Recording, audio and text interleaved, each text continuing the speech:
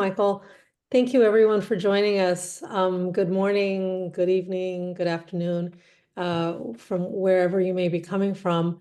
I do think that we're all logging in from different time zones, and it's a real representative of how we are doing some really interdisciplinary, inter-regional, really interesting work today. I've been looking at the abstracts and really excited about what we have. We have one theologian, two historians, a literature person, and I'm really looking forward to the next 2 hours. My name is Hyungji Park. I teach in the English department at Yonsei University, and I'll be serving as the moderator here today. And we really have the topic of this session, Bridging Cultures, Scottish Literature and Korean.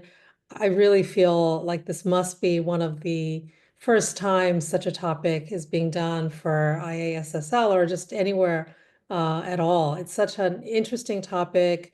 A lot of our faculty are working from their fields of expertise as well as where they happen to be located. And I think that's a really important consideration going forward, that in some ways our scholarship reflects our personal location and in many ways, physical and otherwise, as academics.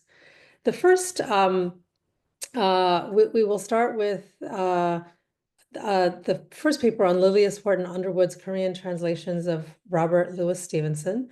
And we have two presenters. Meehyun Chung is professor of systematic theology in the United Graduate School of Theology at Yonsei University. She's a reverend of the Presbyterian Church in the Republic of Korea, and she is currently a very long-serving dean of the University Chaplaincy.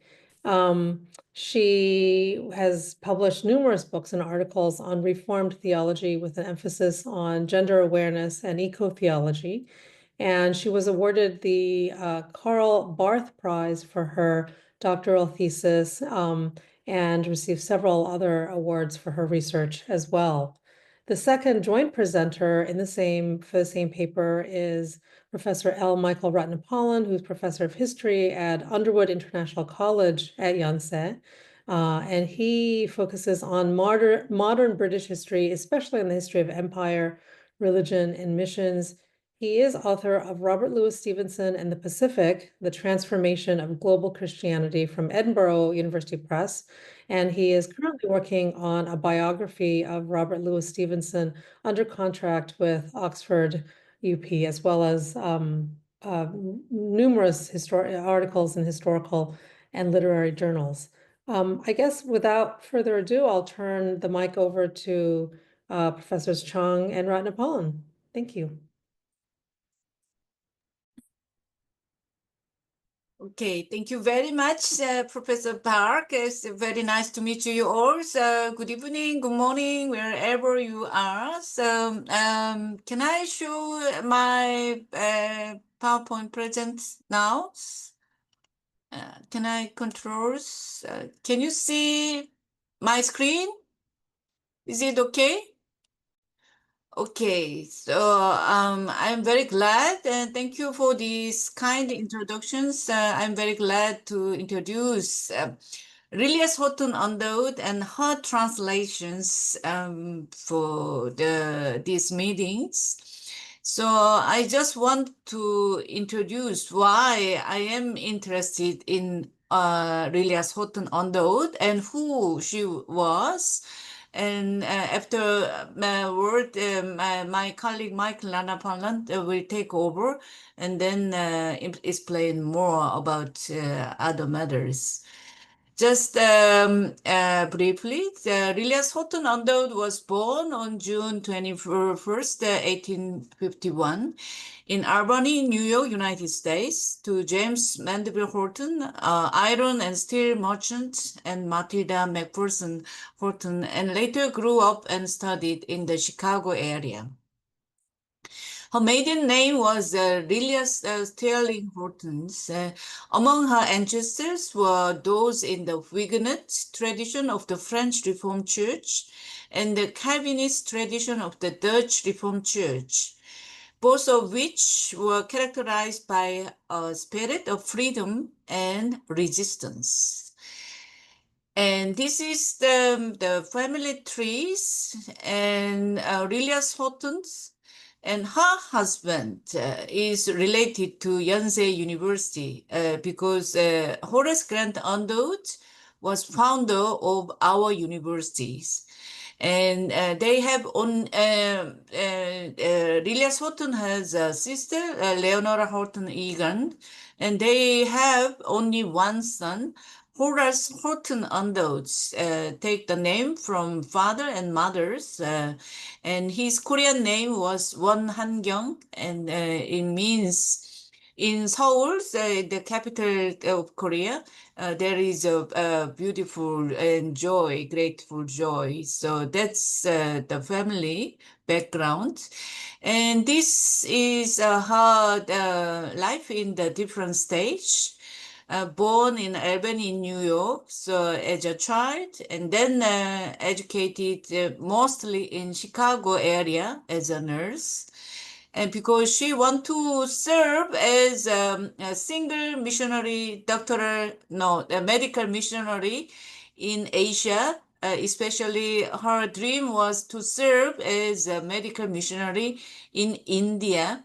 But due to the lack of people, those who want to go to Korea, the Board of Mission Society of the United States asked her to change her mind and join to Korea missions. That's the reason she came all the way to Korea without knowing she will meet her husband and then falling in love immediately. Even she decided not to get married and then to serve as a singer, but they engaged in 6 months after they met in Korea, and then got married 1 year after. So why I was interested in Lilias Horton Underwood? Her grave located in Yanghwajin in Seoul.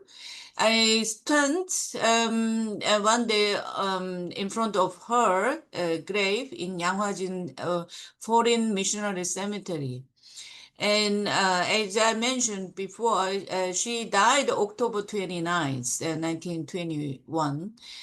And then compared to her husband, who died in the United States after the illness, but Lilias Horton died in Korea. So, which means if we as a Korean do not remember of her, no, nobody won't remember of her. That's the reason why I was interested. So, and then I read her books and then tried to understand what she was doing. And so that's the reason why I explored so different things. Okay, I skipped this part. She uh, educated in mostly in Chicago and then served in different hospitals. And she had a chance to serve as a professional and as a medical doctor in the United States, but she decided to serve in other countries. So she joined to the Korean missions. This is her husband. And middle of our old campus, you see only under the statue, right? But in fact, not only her husband, Horace Grant Underwood, but also Lilias Horton Underwood contributed a lot to found this university, to establish even the death of her husband. But nobody remember of her, and nobody is interested in her efforts. So that's the reason why I would like to introduce her tonight. And this is wedding photos, and this was a certificate and signatures, which shows they are allowed to travel toward the North Korea at that time because they were first the foreign couple who was allowed to go to North Korea at the time. There was no division, but at the time there was no many the foreign people. So, and in these pictures, it shows there are several Koreans who support her mission work for the household, take care of babies as a man and as a nanny. So without having this kind of support, probably they wouldn't succeed to work on their plan. And they used to live in a very good condition because their brothers, Underwood brother was very rich company owners, Underwood typewriters. So they were able to maintain Western style housing and households, and then I had a supporter again as a Korean indigenous, and then they had the parties in the American style. So and then they have a kind of a villa close to the Han River area. So it shows her old life in the old age. Now, um, who supported her? Not only this household supporter or nanny, there was another person whose name was Park Tae-won. He supported her because she wrote several books, and but that she translated several books of Lilias, Robert Louis Stevenson, and that's the main reason we would like to focus on this work. And Park Tae-won was one of Yonsei college students at the time for the literatures and English major students. And he was a supporter for her translation. So it's the document of his study at the college. And this is the list of Lilias Horton's publication in Korea. The Pilgrim's Progress, the second part by John Bunyan, and A Strange Case of Dr. Jekyll and Hyde, Robert Louis Stevenson, and The Butter Imp, again by Robert Louis Stevenson, and George Miller's. So that's the translations. And she did this kind of translation, but that's not the whole things. She wrote several books, and 1904, 15 years among the top nuts, or Life in Korea. And she published this book in Boston, American Tract Society. So through this book, we know what the Horace Grant Underwood was doing in Korea and how he achieved to establish the Yonsei University. And the other one year later, with Tommy Tompkins in Korea. So this was also kind of a diary and how she raised her child and how the Korean culture and habit looked like at the time. And then 1918, the 일일의 양식, the daily bread, kind of theological and very simple explanation of Christianity. And then 1918, she wrote about her husband, Underwood of Korea. And interestingly, she didn't write so much about her life and work, but mostly she wrote about her husband in 1920s. So she explained the Apostles' Creed and then explanation of Apostles' Creed because it was very important for the introducing Christianity and as a catechisms. So that's the list of her translation and publications. So again, who was Park Tae-won? He was assistant as a Korean and who helped with documented ministry and translation for Lilias Horton Underwood. And he was very talented, not only to translate, but also play the baseball and theaters. And how do I know how we could find the document? This is the Battle Imp, the original version of Korean by Lilias Horton Underwood. And here in the free face, in the end of this free face, we could find here the name of Park Tae-won as a translator and supporters. And another things is the daily bread. So here's Mrs. Horace Grant Underwood.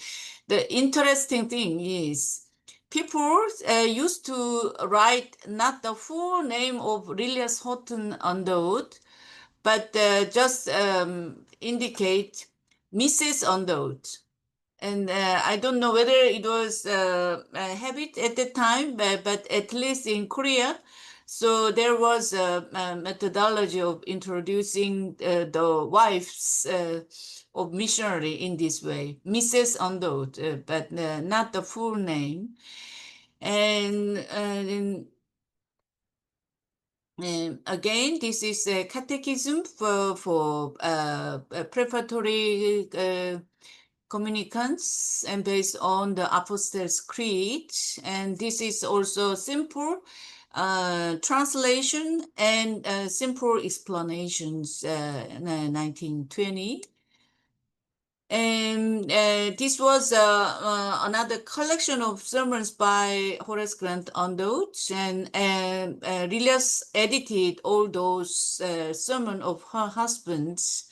And this sermon was released after Underwood's death in 1920. And but this sermon was delivered in the United States. But she translated this sermon in Korean. And this is the Pilgrim's Progress by John Bunyan. So I assume most of you are literature majors. So you know the Pilgrim's Progress has a two-part, and second part is related to the Christians, the wife of Christians. So I was interested why Lilias Horton took this second part as translation, because I think the content is much more similar to her own situation after the death of her husband. Lilias Horton translate this part because probably she was thinking, and this is a resonance of her life by the John Bunyan's words. So that's the reason. Wondu Buin, the wife of Wondu translations, and the Pilgrim's Progress was then published 1920. And again, not the full name, but introduced as Mrs. Horace Grant Underwood. And this is the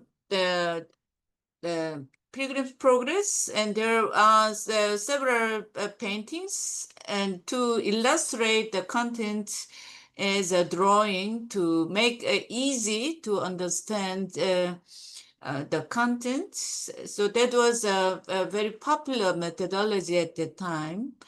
So, and this is the Jekyll and Hyde by Lilias Horton Underwood, and why she was interested in Robert Louis Stevenson. Maybe the experts of Robert Louis Stevenson, my colleague, Mike Ratnapalan, could explain more about this aspect. And mostly, and the last of her publication was Life of George Miller, who invented and created, established many kind of orphanage in Germany and then in England. So because they worked on orphanage very much, and I think that's the reason why they were also interested in the orphanage by George Miller's. So this is her publications, as I mentioned already. So all those books are mostly about the Korean culture at the time and the work of her husband and the life of her son. So very typical as a mother and a wife. She dedicate more writings, these kind of things, instead of writing about her herself and her work.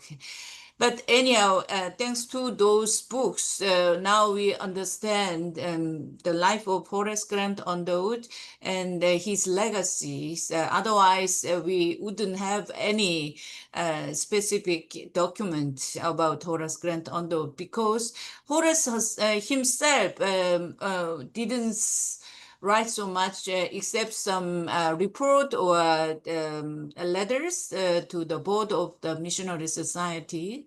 So we are very much thankful to have this kind of writings to understand the time and the development of Yonsei founding story. So that's all for now from my side. And now I would like to pass and introduce Michael to take over. Thank you. Thank you very much, Professor Chung. And I'll just open up my screen and share it with everyone if I can.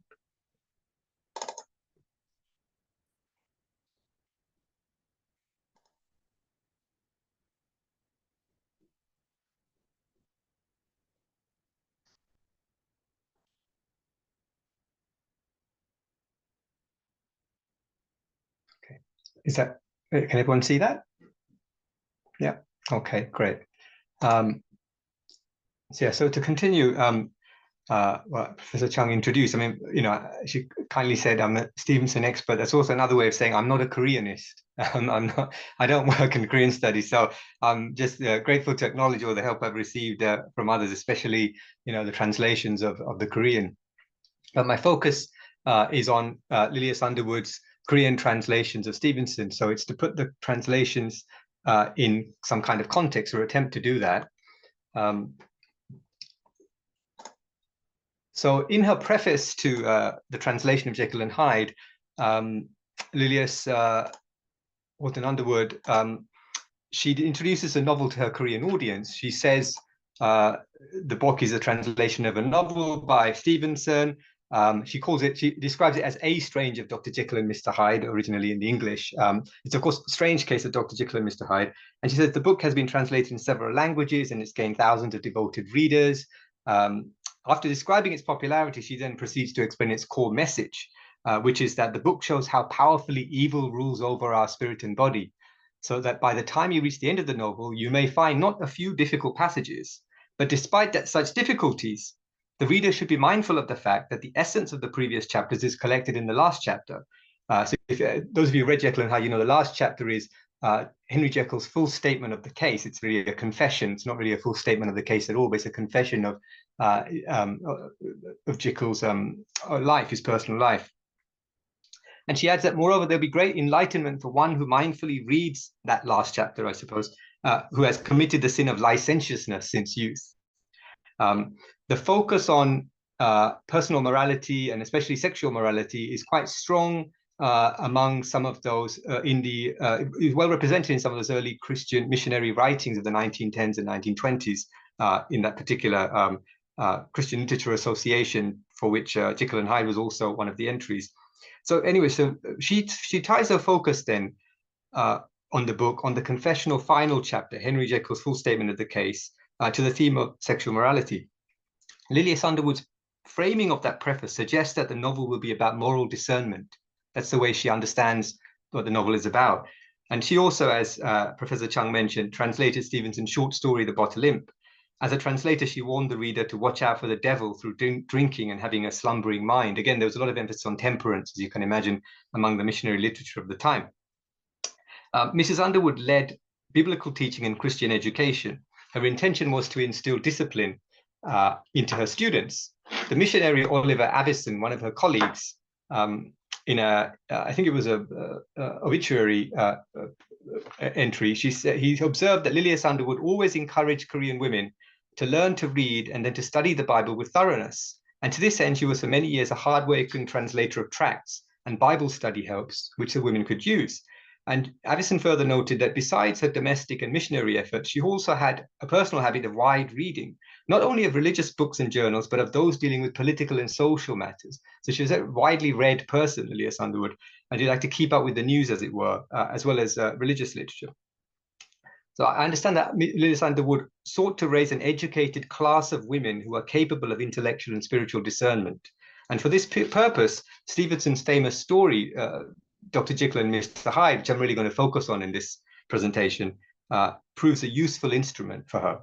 So I really want to explore two connected themes in my presentation, my brief presentation. The first relates to the context of Lilias Underwood's translation of Jekyll and Hyde. And the second part involves comparing Mrs. Underwood's translation with another translation of Jekyll and Hyde that was published barely 5 years later by the same missionary publishing organization.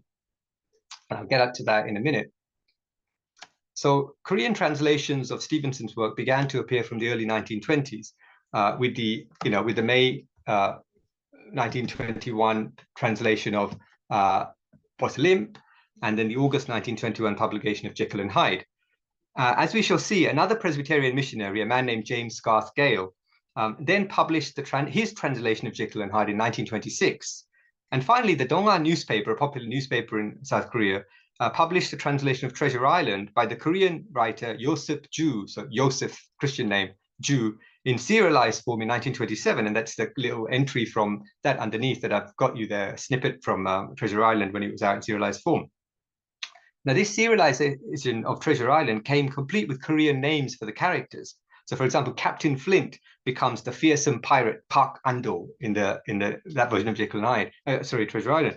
According to one writer, these translations demonstrated that Stevenson was actually one of the most popular authors of the decade in Korea, a favorite choice for translators in the 1920s.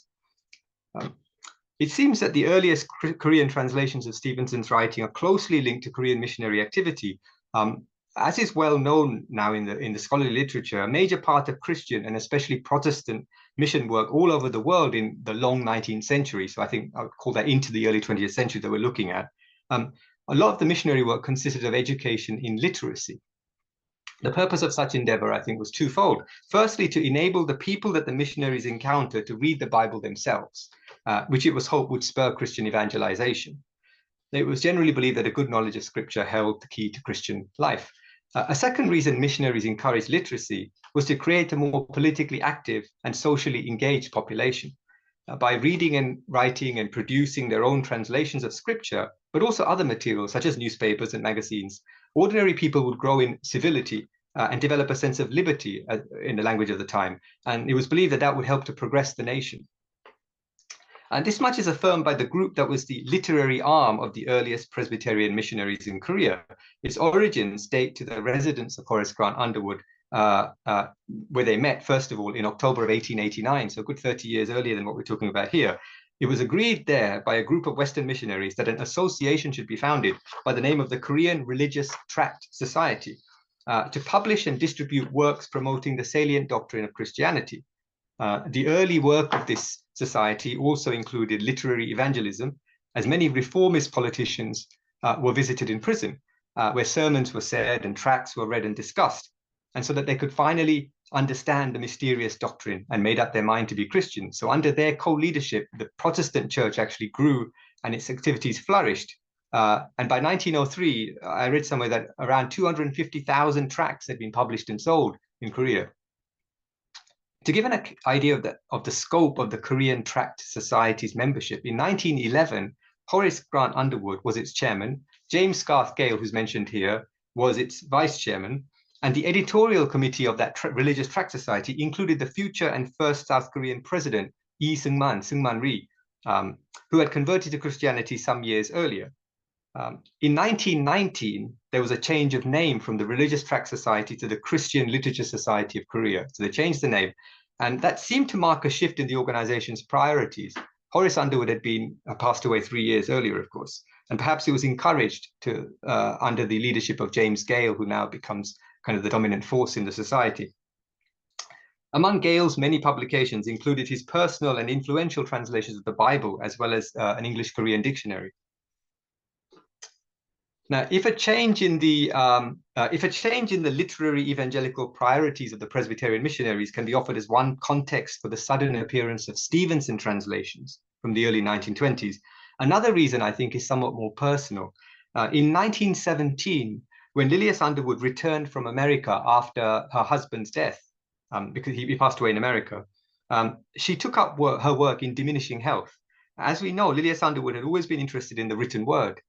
She focused on the translation of religious tracts, the publication of a book of daily verses that Professor Chung has shown you, and she spent about 2 hours a day translating the second part of the Pilgrim's Progress. Her death in October 1921 reported another missionary, Dr. Arthur Brown, secretary of the Mission Association, actually. Her death was not altogether a surprise by 1921, for, he says, we knew of her frail health. And yet, as Oliver Avison remembered, Lilias Underwood had continued to devote herself to successful literary efforts, such as the supervision of a Bible studies correspondence course.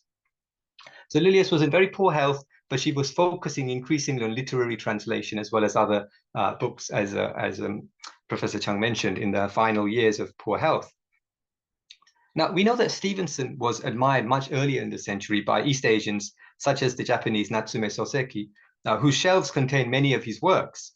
The influence of such authors, and I've got Soseki's novel Kokoro here, which I always find very reminiscent of Jekyll and Hyde, actually, in the tone as much as anything. But the influence of such authors who are associated with literary modernism, I think forms a parallel to the missionary-led account that I'm presenting here through Lilias Underwood. But the publication of the Bottle Imp and of Jekyll and Hyde by the Christian Literature Society also demonstrates that missionaries thought of Stevenson as being among a select group of Western writers, and Walter Scott was another, by the way, who was translated at this time. But these writers were thought as being both relative to the modern age, but also spiritually beneficial to their readers. They had to kind of tick both boxes. Okay, so a connected theme that I want to discuss then, besides the context of Stevenson's translation, proceeds from this relationship that I've just outlined between the work of translation and literary modernity. The Canadian Presbyterian missionary James Garth Gale, who I've mentioned already, published with a man named E. Wonmo a translation of Jekyll and Hyde just 5 years after Lilias Underwood. So Lilias Underwood's translation came out in 1921. James Garth Gale and E. Wonmo's translation came out in 1926. And they also published it for the same Christian Literature Society. It's also under that organization. Now, in the absence of sufficient information, I don't have enough information really concerning Gale's view of Underwood's translation. We do have the scholarship of a Koreanist named Ross King, based at University of British Columbia, who believes that Gale's translation work was a kind of a rearguard conservative action. It advocated a Korean style, literary style for a modern Christian Korea in the face of a rising Japanese-influenced literary style that was championed by up-and-coming Korean writers at a crucial juncture in modern Korean literary history. So Gale's translation has been put forward as a kind of a conservative, kind of reactionary style, if you like, against a rising modernist style that was influenced maybe by some of the Japanese-influenced writers of the 1920s. So Gale co-translated Jekyll and Hyde, among other Western works, during this period, the mid-20s, 1922 to 27. To quote King's article, such wholesome Christian works were designed to counter the modern Korean literature of the 1920s, which would not help our Christian people, it was believed, spiritually or intellectually. Instead, Gale emphasized that we need all these translations done with a desire to please God and to awaken right ideals in the young people of today. According to Gale, he and his associate, as he calls him, E. Wonmo, have done Dr. Jekyll and Mr. Hyde as an illustration of Romans 7:15 to 24. And those who don't know that text, this is the passage. It's a passage that's often been used by religious analysis, in religious analysis or religious kind of focused analysis of Jekyll and Hyde. So Gale also, knew that the Koreans who read Jekyll and Hyde understood it as an illustration of this passage. If I just read out a small part of it, the middle of it, I have the desire to do what is good, but I cannot carry it out. But for I do not do the good I want to do, but the evil I do not want to do, this I keep on doing.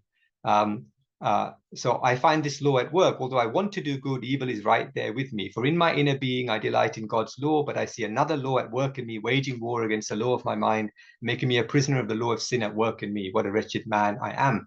Who will rescue me from this body that is subject to death? But, those who've read Jekyll and Hyde or just know Jekyll and Hyde, you can obviously see the kind of the parallels there and the reasons why it would be compared to that particular biblical text. Gale continues that the Koreans like it. They liked Jekyll and Hyde, and they're interested and amused at Stevenson's handling of so intricate a problem, that is to say, this specifically theological problem that's raised in 7:15-24 Romans. Gale also explains in the Christian Literature Society's literary report that my long experience has taught me that what will hold an audience in a story from a pulpit or platform, and on the other hand, what will kill it. And therefore, he shortened the translations of works such as Robinson Crusoe in order to put everything in that Koreans would understand or that could contribute to the interest of the story, and not leaving out anything that would fit or suit. And on this principle, likewise, he says, he reduced the translation of Jekyll and Hyde from 25,000 words to 15,000 words. So he dramatically actually reduced the text, his version. Ross King explains how Gale's translation eschewed more literal or direct translations of the titles and chose instead traditional sounding titles reminiscent of pre-modern Sino-Korean practice. So for example, Gale uses, instead of saying Jekyll and Hyde, he'll say the story of Jekyll and Hyde, the account of Jekyll and Hyde, the record of Jekyll and Hyde, something like that. He'll add a kind of a longer, more traditional form to his titles. So actually the title of Gale's translation of Jekyll and Hyde is Ilshin Yanggingui, isn't it? It's literally an account of two persons in one body. That's Gale's translation, Jekyll and Hyde. The literary style of the translations avoids any modern or colloquial conversational endings, even in dialogue, according to King. Now, by contrast, and I'll show a little thing that I did here, a little translation of the chapter titles just to help you see this. By contrast, Lilias Underwood's translation of Jekyll and Hyde is simply Jekyll qua Hyde, Jekyll and Hyde. It's not got the kind of flowery or the traditional kind of overlaying. The length of her translation is approximately the same as Stevenson's volume. That is to say, there's no deliberate policy of shortening the version of Stevenson's text as there was in Gale's. If you just compare the chapter, I've just simply done a simple chapter title translation here, just for point of comparison. You see Stevenson's translations at the top, and then Lilias Underwood's with Park Tae-on at the middle, and James Gaskell and Yuon Mo's at the bottom, just to kind of give a sense of what's going on here. So Stevenson's first chapter, those of you who read the book know, it's the story of the door, right? So Lilias Underwood's translation is called The Door in Question, 문제문, and then Gale adopts the title The Suspicious House, 수상한 집. So it's kind of quite a different sort of title and quite a different sort of idea there in that delivered. Likewise, let's just look at chapter 3. Dr. Jekyll was quite at ease is the title of chapter 3. Lilias Underwood's title translates roughly as Jekyll is unshaken, whereas Gale's translation is the more long-winded Jekyll entertains guests while at peace. Likewise, the penultimate chapter, just to kind of skip through some of the other titles, Dr. Lanyon's narrative, if you remember the friend of Utterson, the lawyer, and Jekyll, Dr. Lanyon, Dr. Lanyon's narrative is the title of chapter 9. Lilias Underwood's translation is Lanyon's letter, whereas, again, Gale's translation is the story of Lanyon's letter. So again, kind of overlaying it with this kind of traditionalist approach. All right, I think you get the picture, all right? Yeah, and Mrs. Underwood shortens the final chapter title, Henry Jekyll's Full Statement of the Case. Again, Gale adopts a more traditional framing device, the story of Jekyll's letter, the final chapter. All right, final comparison we could do, another kind of interesting comparison, is just looking at the way the two versions look, right? If you just compare them, the appearance of the two editions. Underwood's edition, as Professor Chung showed you already on the left side there, on your left, is just rendered simply with the title, Jekyll and Hyde, and then it's got Mrs. Underwood 1-to-1, and then it's got Louis Stevenson Sure. So it's got, the title of the author. It's about as simple as you can get with a little kind of border on the outside. That's Mrs. Underwood's edition. Gale's translation, as you can see on the other hand, is much more elaborate. It's got an image, of course. It's got a shortened form of the English title on the cover with the author. And then it's got, in the traditional style of the time, the title in Korean printed in reverse with the author as well, Stevenson, the original author, at the back as well. All right, so you can see quite a different kind of commercial effort, let's say. Unlike Gale's translations of works such as Robinson Crusoe and Little Lord Fauntleroy, Jekyll and Hyde, though, was targeted at an older adult general readership. However, his translation of Jekyll and Hyde appears to have been unsuccessful. According to Ross King, the reason why these translations were quickly forgotten was because of the reactionary nature of the literary style. Most young Korean authors are thinking of who are able to kind of translate this stuff and read this stuff, were educated in Japan, were fashioning a modern Japanese-inspired style closer to the modern spoken language. I find it interesting that for that reason why Mrs. Underwood's version is so little known. Like the Christian Literature Society's annual reports I've been working through, they don't mention her version. And I'm just fascinated by the absence of it, especially because her style seems much more given to what was becoming popular in the 1920s. So that's a little mystery that I'm trying to unravel at the moment. Another reason why Gale's translation was perhaps unsuccessful, according to Ross King, is because of poor marketing and distribution. Mrs. Underwood's translation, whereas according to one contemporary Korean critic, is much richer and more refined than Gale's translation. And it's argued that the Bottling, for example, is one of the most valuable examples of early Korean translations. And I'd argue that Mrs. Underwood's translation certainly deserve wider recognition. Okay, just a couple of quick concluding points then. I tried to explain that in this kind of brief presentation how I think both at an institutional as well as an ideological level, the earliest Korean translations of Stevenson were based on Christian foundations. Protestant missionaries and Christian literary organizations, as well as Korean converts, Iwon Mo, Park Tae-won, working as writers and assistants, provided the venues and the necessary expertise for Stevenson's writing to be read for the first time by a Korean audience in their own language. It required that kind of Christian foundation. The appearance and vocabulary of the translated works were produced in such a way as to maximize their potential as vehicles of Christian evangelization. Much like their perception in other parts of the non-West, such as Samoa. I mean, the Bodleian was, of course, first translated provided in Samoan, of course, in a Samoan missionary journal, The Torch. So much like the perception of Stevenson's work in other parts of the non-West, Stevenson was viewed in Korea as a writer who conveyed a Christian message. At the same time, I've tried to portray the complexity of this Korean Christian world. The variant early Korean translations of Jekyll and Hyde demonstrate contrasting views even within the same literary missionary organization. So I don't think there's any simplistic rendering of traditionalist Presbyterian Christians versus literary modernists. So I don't think that really fits the facts here, but at least we have to go further than that. While Stevenson was understood as an author whose work could be used to portray a Christian message, there doesn't seem to have been consensus about the key elements of that message, nor in particular about how it could be best communicated to Korean readers, as these two variant editions show. So in conclusion, this episode in the history of translations of the work of Stevenson demonstrates the ways in which Protestant Christianity was beginning to be embedded within parts of colonial Korea, specifically in the fields of education, the media and publishing world. And in the growing nationalist political movement, we see how the adoption of a Western literary figure like Stevenson provided a focus for channeling productive effort to evangelize a modernizing society that was beginning to open its eyes to the wider world. Thank you very much.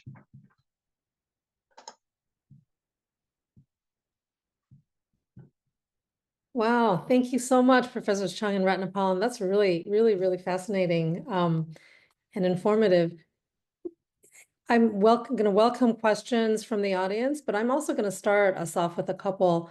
Professor Chung, I'm really intrigued by the collaborator, the helper, Park Tae-won, and I'm really glad you mentioned him. I was wondering if you could speak a little bit more to his role and to how much Lilias Underwood actually did the actual translations, how much the assistant helped. The assistant also seems to have passed away at a very young age, and whether the assistant sort of helped Lilias Horton Underwood in all of the translations.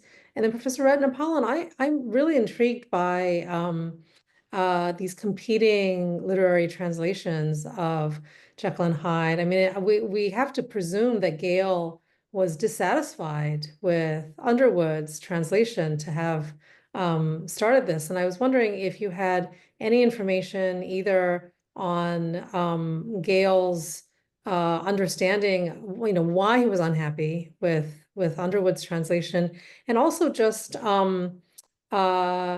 you mentioned you focused a lot on the style, that Gale was more had a more conservative style, that it was more a traditional Korean language. But I wonder if there was also was there any difference in the sort of theological interpretation in how these translators were trying to make use of Jekyll and Hyde for theological purposes? Because I teach Jekyll and Hyde every year, and I am fascinated by this context, because the way I teach it and the way students understand it in 2025, it's not, I mean, I don't emphasize the theological element, and it's really intriguing to think of this use early in its publication history. Professor Chung? Yeah. Okay, thank you very much for these very inspiring questions. And I wish I could reply to your questions. That was my question as well. And but unfortunately, there is no more document about Park Tae-won. And I was just glad to find his document at Yonsei College. At least that was a clear evidence. And he was an English major student. So he was fluent and then talented. And of course, he was close to the Horace Grant Underwood. And then it was very natural. And his brother was a componist and later became the professor for the music department of Yonsei College.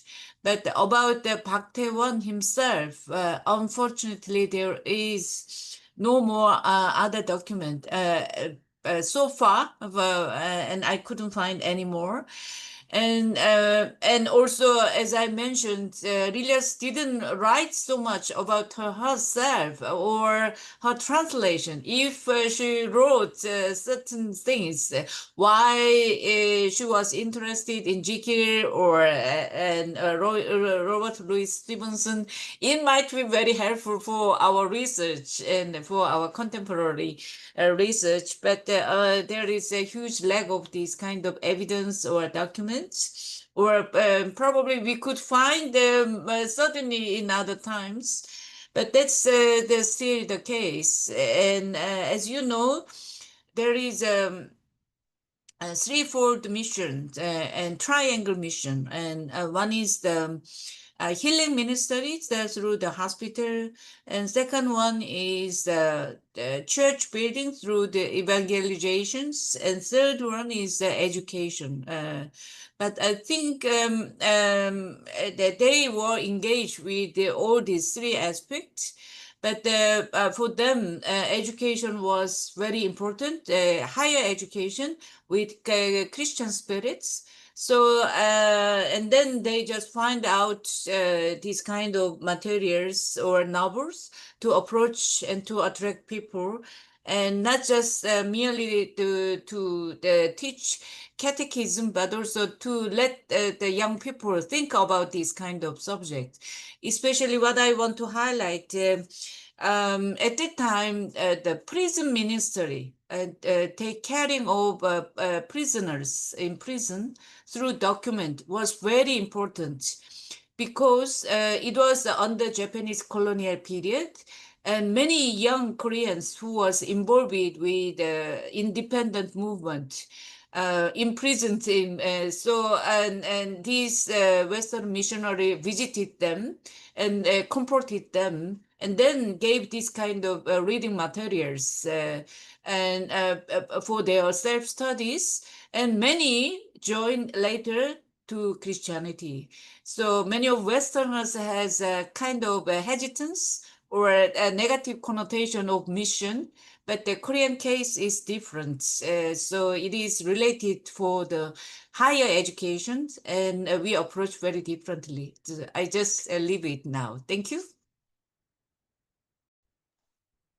Yeah, thank you very much. These are really interesting questions, Hyungji. Thank you for them. I'm also going to have to disappoint you with my responses, though, because I think we really need to know more. What is very mysterious to me is that Lilias Underwood's uh, translation does not appear in the annual report of the Christian Literature Society. And not only does it not appear in the annual report, like I checked the years, 1920, 21, 22, just in case I missed one of the years. They don't appear in any of them.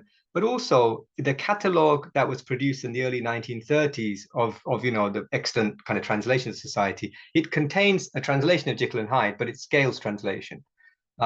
So her translation is kind of not only not favored, it seems to be like wiped off the map. It just doesn't appear anywhere, So yeah, it lends itself to various theories, but I really or speculations, but I really want to see if there's anything that Mrs. Underwood wrote about. That's what I'm really looking to see, whether she had any theories of it.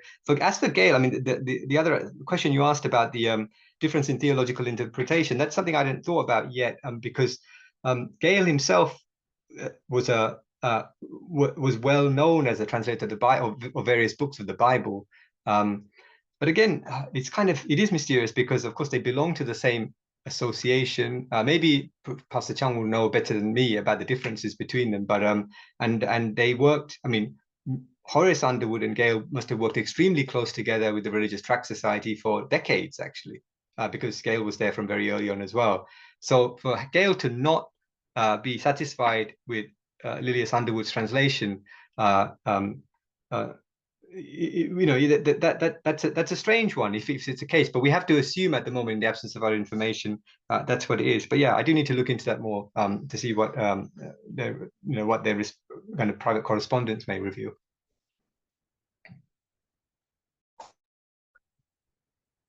That's great. Thank you so much. If you have a question from the audience, please feel free either to just unmute and speak or raise a hand or in whatever form possible.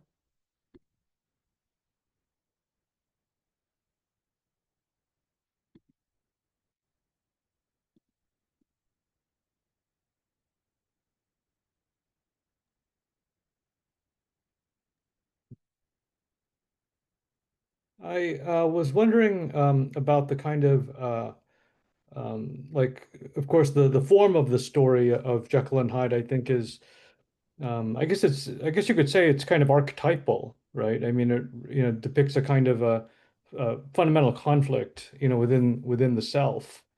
And I guess I was wondering, do you think that it's a particularly Western narrative, or are there or are there certain folkloric elements within Korean culture, that would relate a kind of a similar story, right?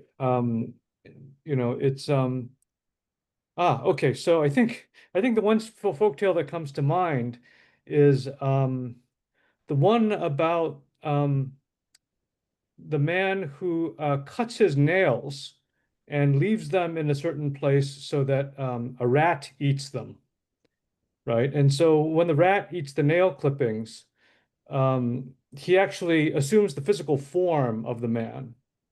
And so what happens is the man goes away to study, right, for the I believe for the exam to become a scholar official. But then when he comes home, he sees that a double has taken his place, right? And it's the rat that ate his fingernails, right? And assumed his form. And so I guess I'm wondering, like, if I don't know, maybe uh, of course, maybe the West, in being modern, has become somewhat alienated from these stories of transformation. I guess I was trying to think, like, what kind of imaginative leaps I guess the Korean reader would have had to have made to read and really sort of get caught up in Jekyll and Hyde. So yeah, I guess in Korea it's the rat man that ate your nail clippings, right? I don't know, any other ideas as to, like, sort of the genesis of the Jekyll and Hyde story, or maybe just in general, like I don't know, like where does it what would be some of the precedents? Are you talking about just in Korea, Peter, or just more Or broadly? just in, I guess, in terms of Stevenson's story, right? I mean, Oh, you know, like so I think in Korea the folkloric tradition, like I mean, I was told that until pretty recently, people in Korea disposed of their nail clippings in a particular way, so that you know, shamans or magicians couldn't get hold of them, right? And use them against you, right? Or use them to create another you. Um, but is that, but I'm wondering, like, you know, like what kind of, I don't know, like what would be, was there a particular source, I guess, or certain, what were some of Stevenson's sources, you know, for, you know, Jekyll and Hyde? um, Robert Louis Abramson, do you have any theories on this? I know, I just know from Scottish history, but Robert Louis Abramson might have some other. Well, there's that tradition of the double, a very Scottish thing. James Hogg's Confessions of a Justified Sinner, uh, the tradition of being dead drunk in the street on a Saturday night and then going to kirk on a Sunday very piously. So there was a lot of, and of course the distinction between being Scottish and being British. Okay. And Stevenson often refers to himself as English, which was just the way they talked about things in those days. So there was a tremendous sense of a double self, at least a double self. If you look at an early essay called Walking Tours, it's a little disguised, but Stevenson creates about 6 or 7 different personae, which would descriptions of himself walking on a walking tour. And then there was the story Markheim, where Markheim meets the devil who appears like himself. So that there is a long tradition of this, and I suppose also in fairy tales and folk tales, there's all this sort of magic. Stevenson was very much concerned about unifying the self and dealing with all the pressures that you put upon yourself, and so this was sort of, you know, the transformed story of that whole inner conflict. The other thing is that if we're going to take Jekyll and Hyde, as they did apparently, as a story about licentiousness, we have to define that. And I think they were just saying, you know, sexual licentiousness is bad. But Stevenson, you know, this issue arose as soon as Stevenson wrote the book, and he wrote a letter to say, for God's sake, this is nothing about sexual licentiousness. It was not and is not a sin to enjoy. And, you know, we read the story today, I suppose, as a story about Jekyll's hypocrisy rather than Hyde's evil, and Jekyll's attempt to split the human psyche, where Stevenson believes you fight the different parts of yourself. You don't throw them away. That's my contribution. Okay. Well, the Korean folktale has a very unusual ending, you know, because I believe the man goes to a Buddhist monk to ask for advice on how to deal with the situation, and the monk just gives him a very practical answer. He says, "Bring a cat into your home." Yes, that's a great story. Thank you for that. Peter, my goodness, now that I'm takes, terrified of all yeah, the creatures that my fingernails have spawned, all the versions of me that my fingernails have spawned throughout the world. But I can't remember, Peter, if you mentioned this, but I mean, James Gale actually, his most famous, or I think is the translation of Korean folktales, right? So he actually, and then of course, I think Horace Allen also, Horace Allen also has a translation of Korean folktales. So a lot of these missionary contemporaries are very interested in yeah. what Korean folktales are around and interested in promoting them. But Michael, it's also fascinating what you said in response to my question that Lilias Underwood's translation of Jekyll and Hyde is sort of disappeared, that it's not, there's no evidence of it. Do we have any idea of its audience or its reach? Like how many copies were circulated, and was it ever, I don't know, do we have any idea of the sort of reading reception of it?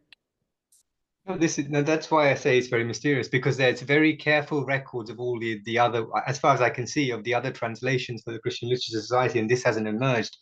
Perhaps, I mean, one theory that's starting to come to me is that she obviously she died, I think, a couple of months after they were published. Wow. I wonder, she died in 1921, didn't she? And they were published. Jekyll and Hyde itself was it August 1921? The bottling was May 1921. Of course, they were published. They could have marketed it separately, but perhaps there's a connection there as well in terms of getting her work out at that time. But yeah, that's what. Yeah, all of the other, exactly the information you're asking for is what's normally there for anything else they publish. They say exactly how many copies of printed and so on, but not for this. So yeah, I do know from there was a Korean commentator wrote about this somewhere I read that, yeah, it's very, of course the Yonsei library has it, but as you'd expect to see, but it's actually quite difficult to obtain this translation as well. So I imagine there really aren't that many circulating. I don't know if he's around, but there was an edition of Jekyll and Hyde published about 25 years ago, a centenary edition for Edinburgh University Press, and yeah, they listed the James Gale version, but the Lilias Underwood version was not known then either. Yeah. Wow, that's really interesting. We are running out of time for this session, but we do have a question in the chat. Tanhi asks a question to Professor Chung. I have a question for Professor Chung. Thank you for your excellent lecture. Like Lilias, I think that there are many other people or missionaries that are not given the tributes that they deserve. Do you think that there are enough efforts to remember them in a proper way? If not, what could be some methods we can adopt to remember them properly? Professor Chung? Okay, thank you very much for these important questions. And our research itself is still very male dominated. And especially the Underwoods, Horace Grant Underwood and his son and his grandsons and so far. But we never thought about the wives of all those people. Because Lilias Horton Underwood was a medical doctor, and she was a professional, but we didn't recognize. I don't know the psyche of Gale, but probably he was also very patriarchally oriented, and she just ignored the female work, maybe. And anyhow, and there are many things what we need to explore, especially the female missionaries. Wives or singers, no matters, but it is very important because there is still lack of their writings, and they just hardly work, but never write some things. That's the problem. But nevertheless, there is the simple document, and then we need to find out, and then find out the names, and then renames, not just Mrs. Underwood, but Lilias Hortons, and also their important work. Usually women used to work at many different things, small things, this and that. That's the reason they couldn't be recognized. But that's the more reason why we need to find out their efforts.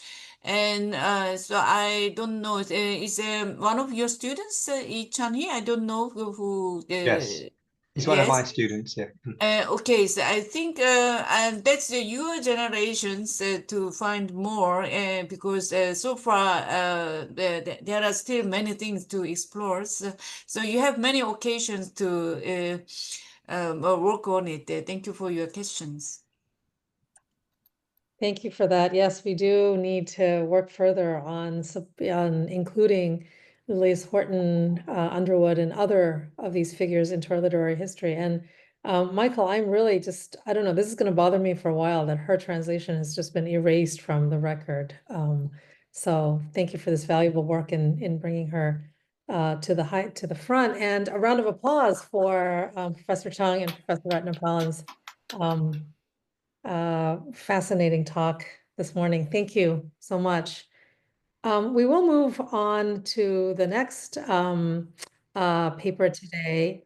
We have a historian and a literary scholar presenting on modern Korean engagements with Scottish writers, exploring the literary and intellectual history of Korean-Scottish relations. Professor Paul Tonks is professor of history at Underwood International College, and his research focused chiefly on the intellectual and cultural histories of the British Empire and Commonwealth, and he pays particular attention to the place of Scotland and Scottish thought in the global intellectual history of colonial and post-colonial relations. And he's been working more recently on Anglo-American engagements with East and South Asia in the early modern and modern eras. And right now he examines the various ways in which Christian missions in Korea had an impact. And he serves as an international advisor and editorial board and on many societies. Professor John Frankl is professor of Korean and comparative literature at Underwood International College. He specializes in modern Korean literature and has worked on representations of the foreign in Korean literature and has wrote a Korean language monograph on this topic. And more recently, he's been working on the fiction and essays of the Japanese colonial period, especially on the essays of Ishang. And he's been working on, he's completed annotated translations, academic articles, etc. And he is working on a complete annotated translation of and commentary on all of Ishang's essays, critical works, and personal correspondence. So please, I will turn the floor over to John and Paul. Thank you. Thank you very much. Thank you, Hyungji. Can you see the screen? Yes. Great. Yeah, I'm afraid I'm not very technologically proficient, so yes, apologies in advance. Our presentation here is a little bit perhaps different to the presentation of Meehyun and Michael, but there are actually some kind of significant points of intersection, I think. So hopefully they fit together quite well.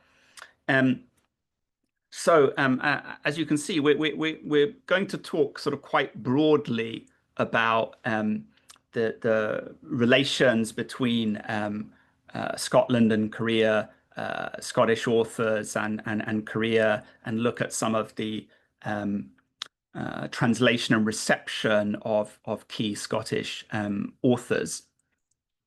You can see here, actually, we saw in our first presentation. So this would be, this is, I think, from the 1920s era, probably around about, just within a few years of the deaths of both Lilias Horton Underwood and Horace Grant Underwood. As Meehyun said, I think perhaps if I could add my own suggestion. I mean, sadly, I'm not in charge of the resources of Yonsei, but maybe we could find somewhere to more publicly memorialize Lilias Horton Underwood. If Meehyun, Hyungji, and others might have an opportunity to talk to those with the fundraising capacities or fiscal decision making. But that seems like a good suggestion off the top of my head. Anyway, so I'm going to as I said, kind of starting with, if you like, in a certain sense, the other way round. I'll leave this to my colleagues that will probably come up in due course. I mean, my impression is, so this is a picture again. You can see the sort of main quad of Yonsei University and the statue of Horace Grant Underwood there, and this was a banner. Obviously, people were tremendously excited, particularly here at Yonsei University when Han Gang won the Nobel Prize for Literature, as I guess sharing some academic background and credentials with my colleague John. She studied Korean literature at Yonsei, so obviously there was a lot of enthusiasm and pride. My impression is that over the last few years, perhaps not just within the last few years, but I think more and more growth of interest in Korea, of Korean studies, interest in Korean literature. And a lot of that's, of course, helped, I guess, by the growth of translation. There are many more translations of Korean authors.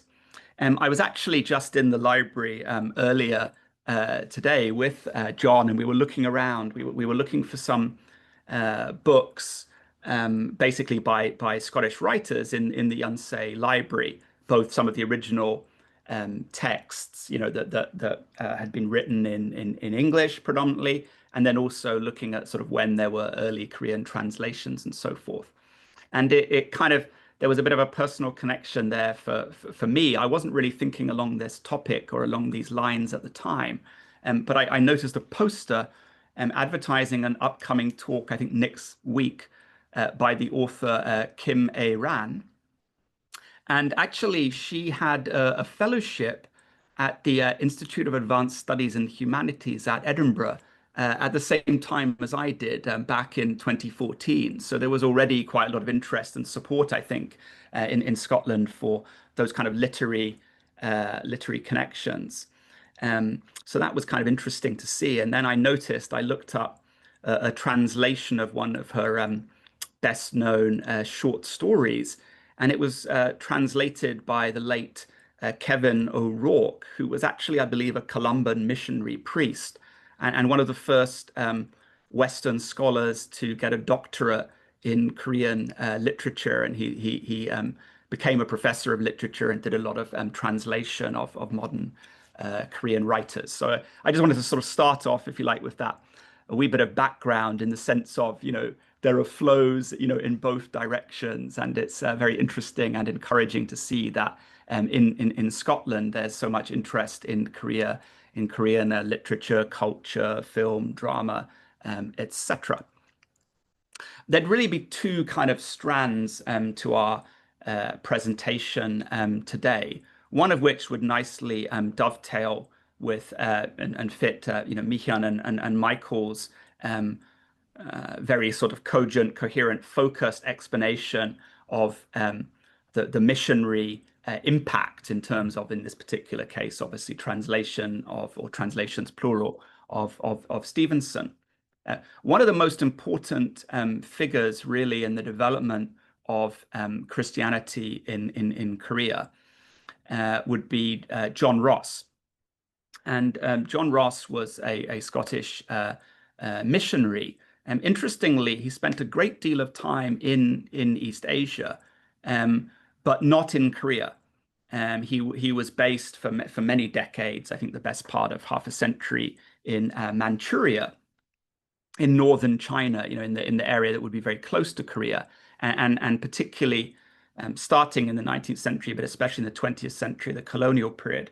There's a great deal of migration of Koreans into that region. So there's a lot of interesting links here. But Ross is a very important figure because of his translation of the Bible, of the New Testament.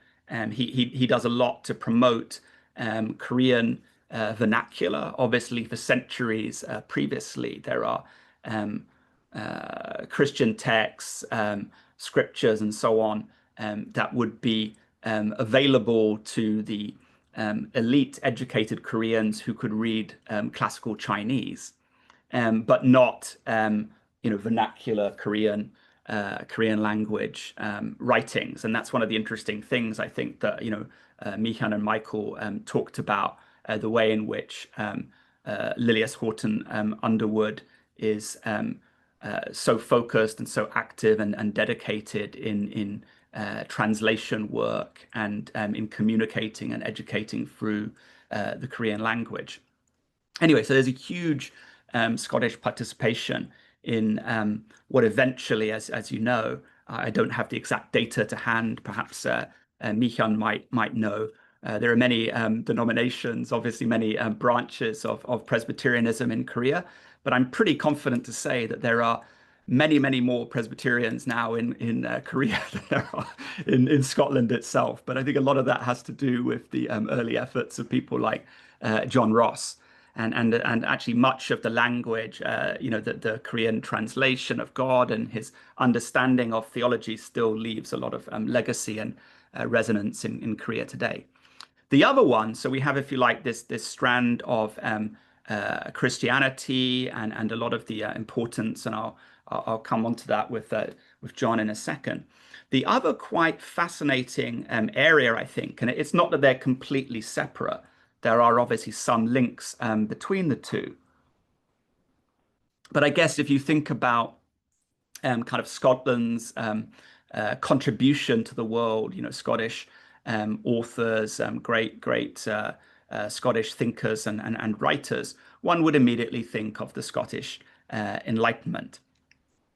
And it is striking that the Scottish Enlightenment has a huge impact in Korea, but in quite a sort of complex and dare I say almost convoluted way. So I mean, I'm obviously primarily an intellectual historian. John is a literary scholar and has done a lot of translation, of Korean literature. But the nature of the transmission of ideas, if you can see here, and there's modern scholars, Korean scholars who've written on this topic. I think it's probably fair to say that it's kind of an emerging field, and I'm sure there'll be a lot more work done going forward and sort of engaging different disciplines. Not just in the humanities, but obviously, social sciences and so on. I think actually the two authors here, this is the English abstract alongside the Korean abstract of their journal article. But what they look at basically is how the Scottish Enlightenment reached Korea. And I'm going to come on and to talk about a couple of figures and aspects of this in a moment. But in a nutshell, as you can see here, it's basically from Scotland to America to Japan and ultimately to Korea. So there's quite a kind of complex process of transmission over, we might say, kind of time and space from the 18th century in Scotland through the 19th century, especially late 19th century and into the 20th century, when many of the key sort of Scottish thinkers, figures like Adam Smith that I would come on to, have an impact in Korea. Now, to turn back again to the kind of religious aspect and the growth, the emergence of Christianity, and also the link to educational institutions that Meehyun and Michael talked about, particularly, obviously, Yonsei University being one of the leading examples. One of the great figures, I believe he's retired now, an emeritus professor at University of Edinburgh, Brian Stanley, I think one of the great scholars of world Christianity and the evolution of the church in the 19th and 20th centuries to be genuinely, a global sort of Christianity is plural. One of the key events was the huge conference held in Edinburgh in 1910. And there were only a handful, I believe, of East Asian delegates, including Yoon Ho was a Korean delegate who participated in the missionary conference in Edinburgh. And he's a complex, in some ways, controversial figure that we'll sort of come on to explain a little bit. But he was also one of the leaders of higher education and a leader of one of the main predecessors of Yonsei University, Yunhee College. Okay, and here's his picture and his dates. As you can see, he was, I think, one of the most important reformist intellectuals involved in diplomacy, politics, a university educator. And interestingly, and I think there's probably these days easy to access kind of digitized versions and so on. He had, I think for many, probably half a century or something, yes, many decades, he had a diary. It starts off, as you would sort of guess from his dates, he obviously came from a kind of elite Confucian academic background. And so his diary begins in classical Chinese. And I think there's a little bit, maybe maximum of a couple of years in Korean. And then it's actually predominantly, most of his diary is in English, interestingly. Now, here's a connection. I didn't have a chance to go, and I think this actually is in the Yonsei library. As I said, I went with John earlier, and we were looking around, and I should say here kind of explaining a little bit the trajectory. I mean, this is obviously very much a kind of beginning project, and for us to work together. And one of the things that inspired me was I was fortunate to be invited almost a couple of years ago, towards the end of 2023, by colleagues in the University of Glasgow to the Scottish and Celtic Studies Centre there. And I talked a little bit about the interest in Scottish and Celtic studies in Korea, highlighting the work of colleagues as we've heard from today, like Meehyun and Michael and so on.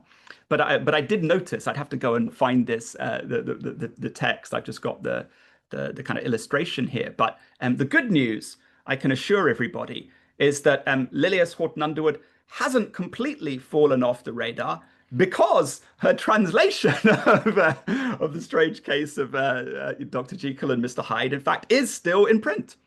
As I said, I don't have the dates to hand, when it was printed and so on, but certainly there's a pretty recent edition.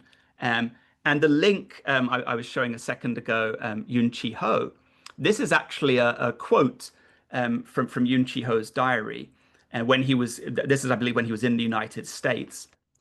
And so the diary was in English, and he obviously had read, an American published, presumably, English edition, rather than, because this would be quite a few years, I mean, best part of a couple of decades before either Dr. Lilias Horton Underwood or James Scarth Gale's translation of Stevenson's story.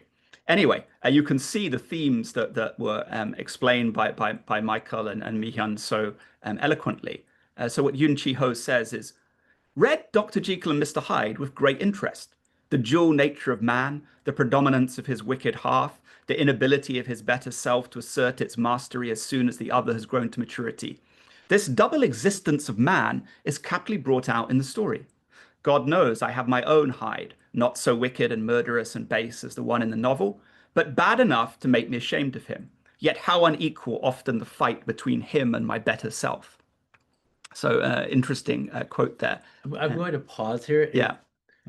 I didn't mention this when Paul and I were compiling this, because we were originally presenting for, that's right, a sort of Scottish studies mm-hmm. audience. Now that we have people more familiar with Korea, I will say that there's a really, and I should have included it here, there's a really, can you go back? Oh, yeah. There's a really nice compliment to this, no, just the excerpt you just read. Oh, yeah. There's a really nice compliment to this in one of Isang's essays.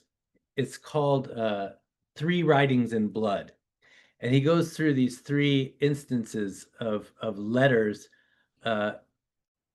actually, and sometimes, sort of counterfeit letters written in blood to display their seriousness. And one of the subtitles is Mr. Hyde. And he talks like Yonsei Ho, except he's much less, I don't think he's not Christian, although Isang did publish in Christian and Catholic journals and does talk about the Gospel of Luke, mm-hmm. And a lot of biblical metaphors. Michael Ratnapalan or Paul would know better than I, maybe from Corinthians, like the body and the members. Mm-hmm. Isn't that Corinthians? Mm-hmm. Yeah, I mean, he talks a lot about that. Anyway, in the sub-essay or the subtitled essay, Mr. Hyde, he says, not proudly but not ashamedly like this, that he's talking about the amount of Dr. Jekyll and Mr. Hyde in the friend he's addressing, the amount of Dr. Jekyll and Mr. Hyde in himself, and he says he gradually feels himself going from Dr. Jekyll and Mr. Hyde to more to Mr. Hyde and Mr. Hyde. So he just sort of admits it without shame. So it is resonating in the mid-30s as well in Korean literature. Mm-hmm. Mm-hmm. Yeah, there was another. I won't get completely sidetracked. I'm just showing here. Obviously, there's a little bit of explanation, and Meehyun obviously, I think, as Hyungji had said, wrote a biography of Lilias Horton Underwood. Again, I think we have to lobby people at Yonsei, because I believe only currently in Korean, published by Yonsei University Press. But hopefully we can at some point have an English translation of her biography. That would probably help our students, as we heard that. So to turn to a couple of kind of concrete illustrations of the way in which Scottish ideas, authors, texts filtered into Korea and affected Korea, made an impact of Korea, and this complex kind of intersection of Scotland, the West, often meaning the United States, Japan, Korea.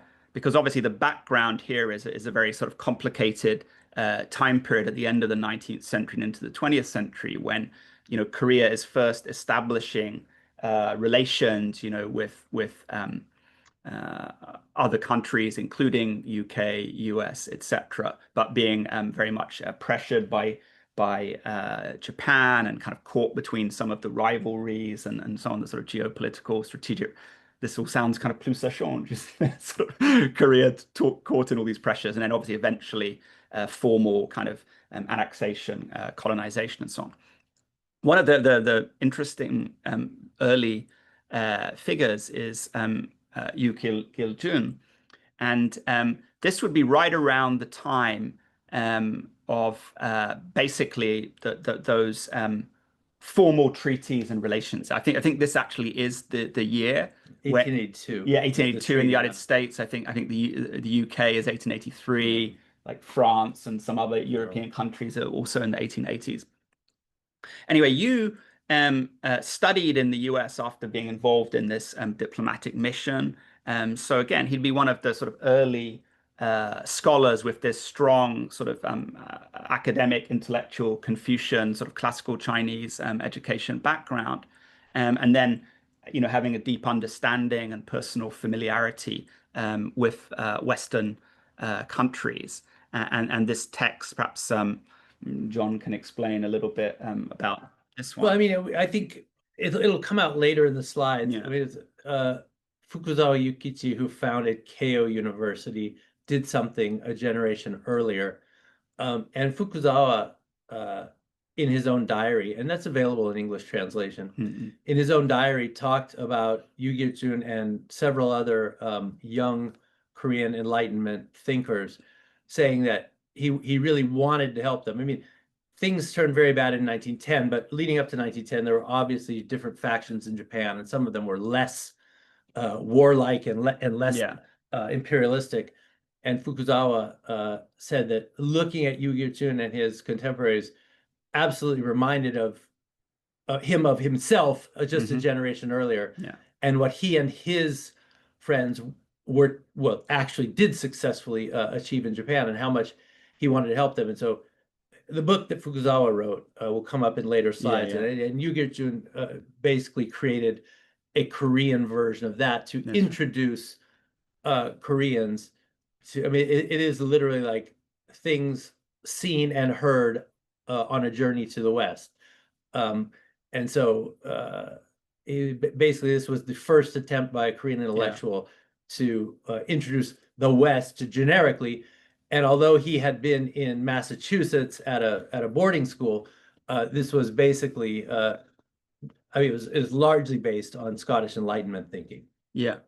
Yeah, thanks, John. So yeah, as John was saying, I mean, Fukuzawa Yukichi was one of the most important, reformist Japanese intellectuals of the 19th century, of the Meiji Restoration and the inverted commas modernization of Japan, including obviously the kind of inflow of and shall we say reception, translation, etc. of Western ideas, including obviously such as political economy, studying industry, engineering, all sorts of facets where you'd see a lot of the connections developing between Scotland and Japan, and if you like then Korea, sort of in that order. And actually, if you look at this key text of Fukuzawa's, which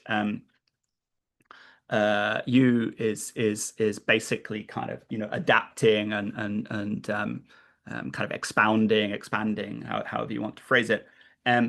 Actually, this text is basically a kind of translation and comment on a 19th century, Victorian figure who, unfortunately, I'm going to get right on it, and the university library here at Yonsei is usually very good at ordering things. I haven't had a chance to read it. If I jump ahead here, Craig Beveridge, who wrote a couple of very fascinating books with Ronnie Turnbull. He wrote a book that just came out in the last, I don't know, 3 or 4 years or something, called Recovering Scottish History, on John Hill Burton.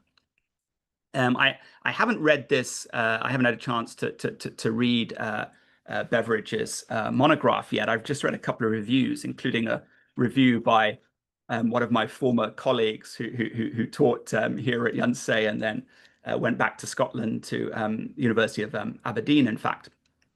Anyway, and it seems to be a very well received text, but I don't know if Beveridge had a chance to look at it. Seems to be it's probably more about Burton's writings about Scottish history in the 19th century, but he was kind of popularizer, perhaps sounds a little bit patronizing, but basically, as you can see here, Political and Social Economy, Practical Application by John Hill Burton. So there was an edition published, I think, in this around about 1970 or something by Joseph Dorfman, who I would describe as the greatest American historian of economics or economic thought of the 20th century.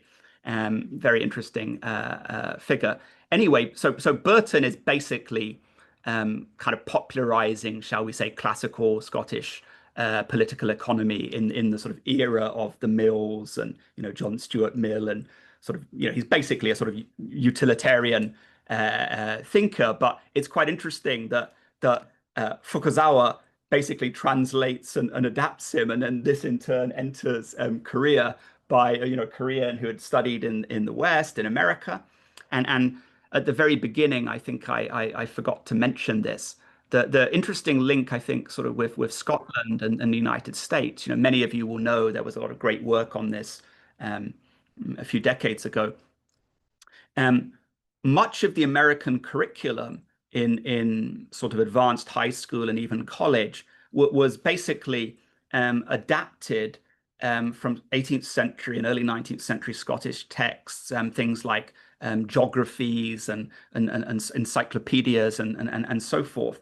And those are exactly the kind of texts that when people like you went to America, they were taught those kind of texts, and then they were brought back, translated into East Asian languages, into Japanese and into Korean. And so there was this kind of dissemination through kind of advanced school and college and education of, basically the classic ideas of the Scottish Enlightenment, sort of stadial theory, conjectural history, all this kind of stuff. As I said, we haven't really had a chance to work much on this. We're just sort of like working through the ideas and just sort of highlighting a few key figures. And one of the most interesting people, actually, one of the first most prominent Koreans, I guess, in the United States, especially involved in the anti-colonial nationalist movement, So Jae-pil, or Philip Jae-son.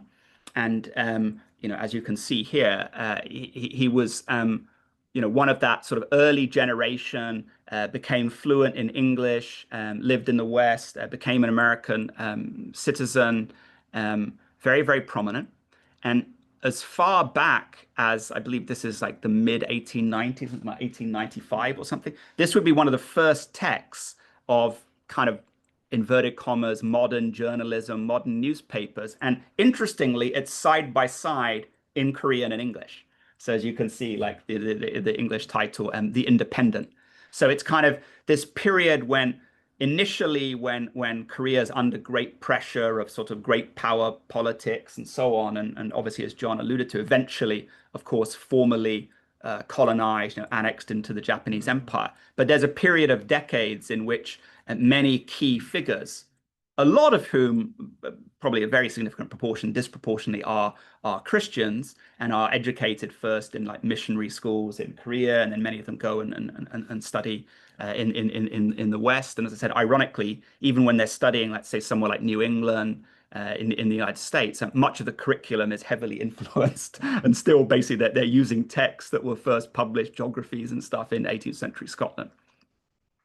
We'll probably jump on a little bit for reasons of sort of time and space. But what you can see is that a lot of these figures, especially that generation, this kind of transitional, where the language obviously is key. As we saw with you earlier, many are still writing in classical Chinese. They're using classical Chinese, which means that they're kind of basically speaking to elites, and of course also engaging with other cultures and other countries using classical Chinese, such as Japan. Most obviously, many also study in Japan too. And there's this kind of big debates basically about kind of Confucian ethics and values, including also political, socioeconomic structures, hierarchies, the nature of the state, the obligations of quote unquote, citizen versus the state, and so on. So those are the kind of things which I think make a significant kind of impact in terms of some of the debates and ideas from the Scottish Enlightenment period through the 19th century into basically 20th century, particularly colonial. I would say in period. some ways, going back to Michael, it would be fair to say, Michael, that whether you fully agree with Ross King or not, the argument he makes about Underwood versus Gale reproduces itself among Koreans as well.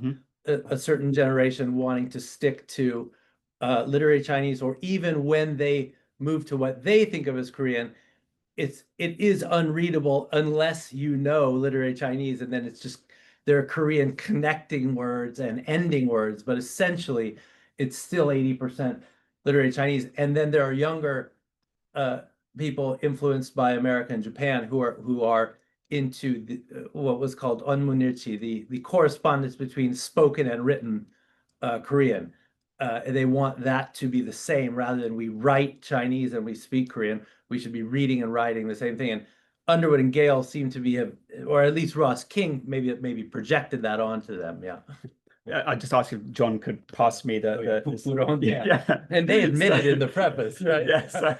So the Wealth of Nations. John and I, and thanks to obviously John having spent a lifetime of dedicated linguistic and literary scholarship. So we went to find the first Korean translation of Adam Smith's The Wealth of Nations, and lo and behold, it is in the Yonsei University Library. And you can see here there's a blurb. I'm sorry, my skills of constructing slides are not very good with photos and whatever. But it basically says, okay, we've got permission to translate Kanan, the LSE professor. This, I guess, until fairly recently, a couple of decades ago, it would have been sort of classic standard text of the Wealth of Nations for much of the 20th century. However, shock horror, if you sort of go on.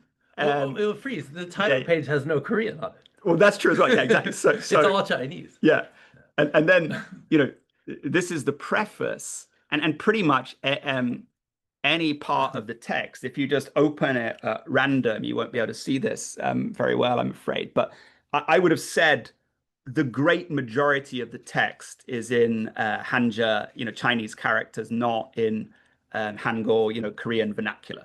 So it would be impossible to, somebody who was literate in sort of vernacular Korean simply couldn't read the text. And then John can explain in the preface, there are two translators, professors of economics, but in that era, even in an independent Korea, it means they would have basically studied in Japan or the US or maybe Germany. And they say simply in the preface, they just admit we're heavily indebted or something like that, but basically we heavily relied on, and they list 3 Japanese translations and 1 German translation.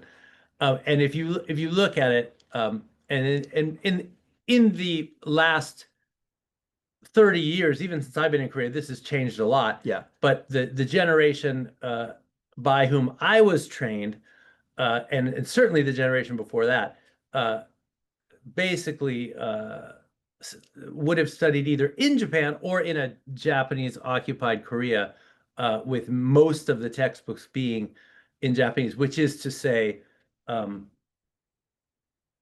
rife with Chinese characters. And so the translation is more just inserting Korean grammar to connect the Japanese text, to Koreanize it. But you know, the Chinese characters aren't translated; they're simply transcribed. Yeah.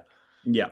And it's also, I mean, it's much, you know, generation wise and the nature of the education system and what they would have been doing. Actually, what there are two professors, one of whom actually is a Yonsei University professor that did the translation of Smith's Wealth of Nations. But as John was explaining, it's extremely heavily indebted to you know, Japanese text. So presumably, whether they had studied in Japan directly, whether they had, you know, grown up studying economics at Yonsei, or, you know, predecessor of Seoul National University in Japanese in the colonial period. We'd have to go and look into that a little bit further. Just skating on a little bit, because I'm conscious here, you know, we want to allow a little bit of time for some kind of question and discussions. We were kind of looking, John and myself, into you know, what we might expect or be most familiar with, you know, folks here in the Association Study of Scottish Literatures.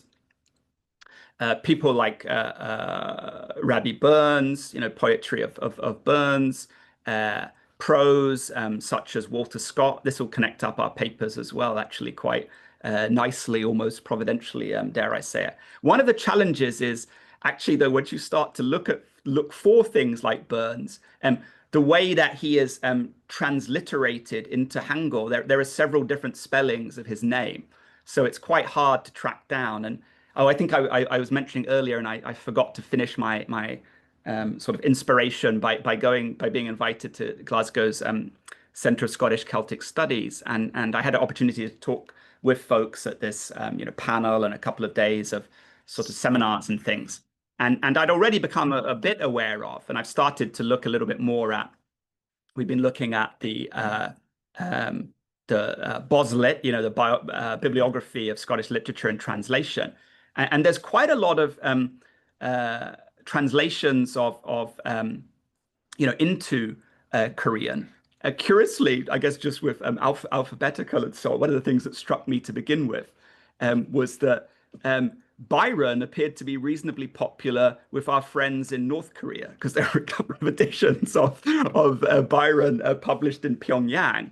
I mean, obviously, the majority of the texts on the bibliography are published in South Korea. I'm not sure the degree of access of you know, bibliographical scholars to you know, North Korean literature publication. I'm not sure about that. But anyway, you know, there is a lot of interest. There has been. Stevenson, as you would expect, there are many editions, many translations of Stevenson works on that bibliography. Scott, now this would relate a little bit. Oh, just having said I was going to watch my time, I'll give John a minute or two to explain this. This is one of the most curious and striking connections of Scotland, of you know, Burns, Scottish literature, song, etc., with Korea. And so, in Korean, this is Auld Lang Syne, and this is a contemporary, relatively recent article in a Korean newspaper. But you can go and finding out that Yoon Si-ho, and there's a very old, there's a picture of him as an older man, was the one who actually wrote the Korean national anthem. There was some controversy surrounding that, but you can see, I can't see, but sorry, if you move our windows over, it says, my eyes are not good. It says, patriotic hymn, that's how they translated the national anthem, tune, Auld Lang Syne. So, and this just says 1, 2, 3, 4 in terms of the order in which it's going to be sung. But it was set until the 50s, I believe, when it got its current music. But it was set to Auld Lang Syne, even though Yoon Si-ho had written it in Korea. Yeah. So quite fascinating. I'll skip over, as I said, I mean, figures you'd expect, like Scott, there's many Korean translations of Walter Scott. This one happens to be, we're not everything in Korea or related to Scotland and Korea is dominated by Yonsei University, I assure you, but it so happens that the translator was a history graduate from Yonsei. Anyway, here back to Gale and the first talk. Now, Gale was a Presbyterian missionary, and interestingly, he collected a lot of stuff, various folk tales, poetry, songs, etc. He also wrote a history of the Korean people. This one's interesting. This isn't really a Scottish connection. I guess this would be our chums in England.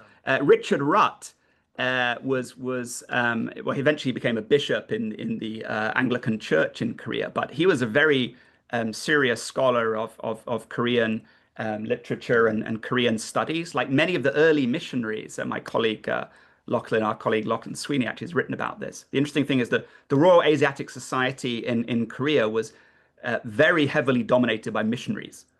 So it would look quite different to some of the other like Asiatic societies, even in Japan, China, etc., by the huge dominance of missionaries. One area, so this is back that I'm showing here. This is what Michael was engaging with, particularly in his section. Ross King's study of Gale and the Christian Literature Society. One of the interesting, notable things is the early translation of the Talisman by Sir Walter Scott. And of course, there have been a few articles. I'm going to stop in a moment, as I said, because we're sort of pressed for time. Scott, this is very fascinating. I think I'm not an expert on, Hollywood movies and so on, but many people have suggested that, this is obviously one of the key influences on the film Kingdom of Heaven, the portrayal of Saladin, the sort of sympathetic portrayal of basically how Crusaders viewed, Muslim leaders like Saladin.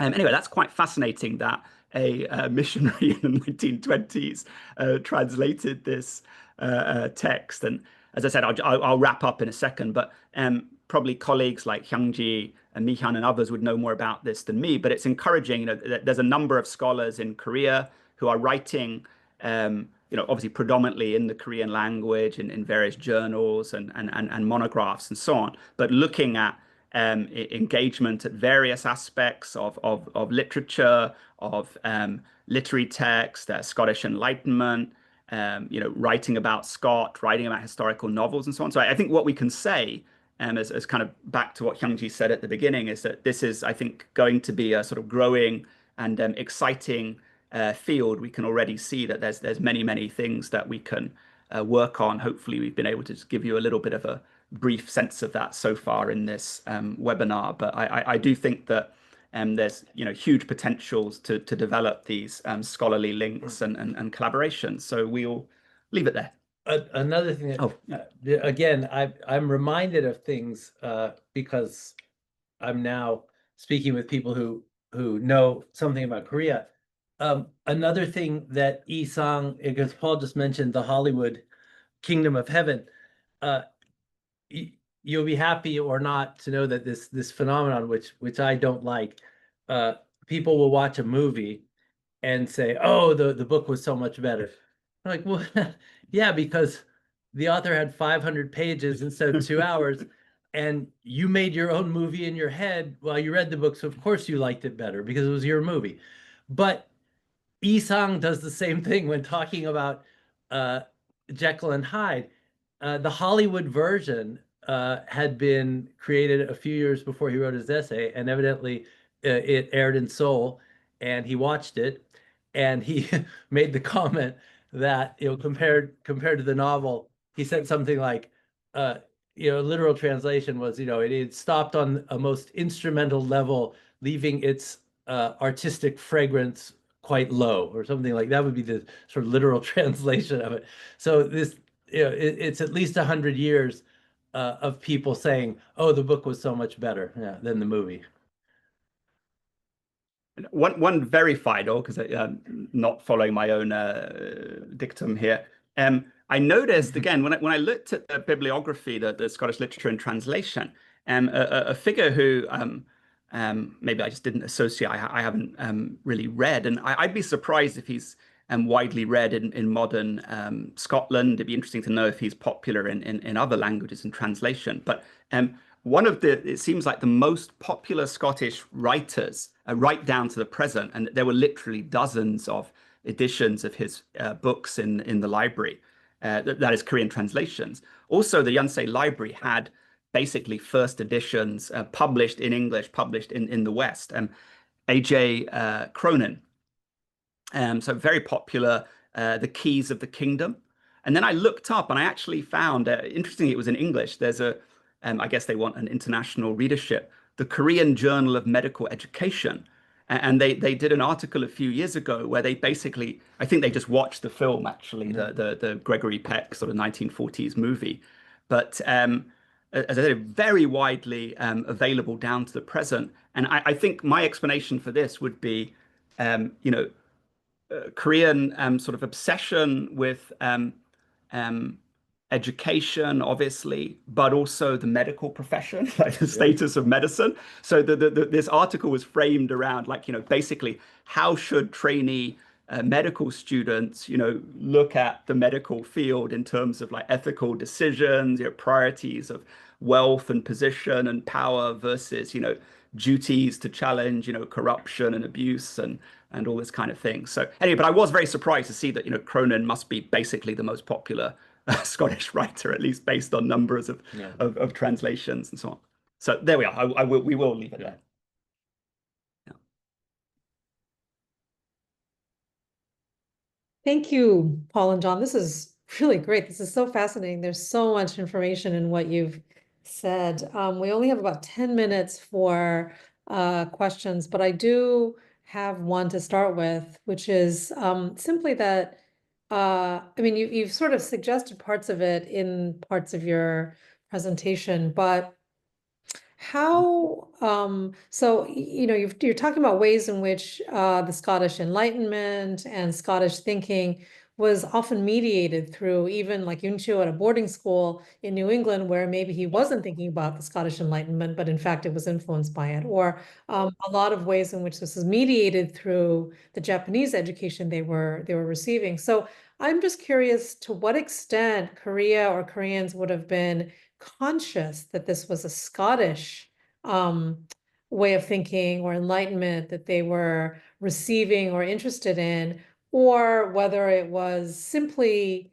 kind of in the climate or, sort of an undifferentiated Westernness. My sense is the latter. Both Fukuzawa and Yugir just talk about the West. This is this sort of, monolithic. It's just the West thinks this way and the West does this, and we should model ourselves on the West. And I don't think they located it in Scotland, even though that was the genesis of much of the material. I think that's that. Yeah, I mean, obviously, John would know much more about this, especially in the colonial period than myself. I would add perhaps a slight sort of nuance or caveat, and I think that there's some good scholarship on this. Our colleague in Oxford, Justin Che, has written very interesting things using that kind of methodology of global intellectual history. I think there would be some significant sort of consciousness for those in the explicitly kind of religious education, seminaries and things like that, where actually, I mean, Dr. Che has looked at this. You find that they're teaching in Korean engagements with Hume on religion and things like that. So I think that it would of course, it's true that most of the, let's say, even if you just look at something like Presbyterianism, it's normally coming out of a North American and the United States, Canada, and so on. But even then, if you look at the mission fields, they're often divided up, aren't they? So there are certain regions where they're you know, kind of Australians, Canadians, etc., different parts of Korea. And you find, for example, unsurprisingly, in the Presbyterian Church that many of them have very strong Scottish connections, ancestry, studied in Scotland, grew up in Scotland, you know, went to Glasgow University or Edinburgh, whatever, and emigrated to Australia or Canada. Or, I mean, that would actually be true of Underwood himself, and in fact, Avison. But I mean, Underwood's family, I mean, I guess he was born in England, but his grandfather was the Scottish Presbyterian, one of the main founders of the London Missionary Society. So there would be some awareness. I think it would depend a little bit on these kind of, if you like, the secular versus the religious strands. But you know. So in terms of I mean, thank you. That really helps a lot. But what in terms of, from your perspective, what are some of the distinctively Scottish ideas that then can be found being sort of, you know, circulated in Korea? If it's, as John said, a kind of an undifferentiated Westernness, what are you identifying as what are distinctively Scottish, you know, of distinctively Scottish origin? Well, I'll keep it very brief because I want to sort of, you know, get engagement with others. I would say, you know, although it, you know, modern sort of intellectual historians might have a slightly different take, let's say, on, you know, for example, Adam Smith's Wealth of Nations and what were key ideas and contributions. But, you know, what was perhaps understood, if perhaps not entirely interpreted in the way in which some modern scholars would do so. I think those kind of key ideas about, you know, the role of the state in the economy and things like that. Oh, important, really important stuff. Yeah. Great. Thank you. Do we have any other questions from other? I actually, maybe you could close the screen share. I can't, yeah.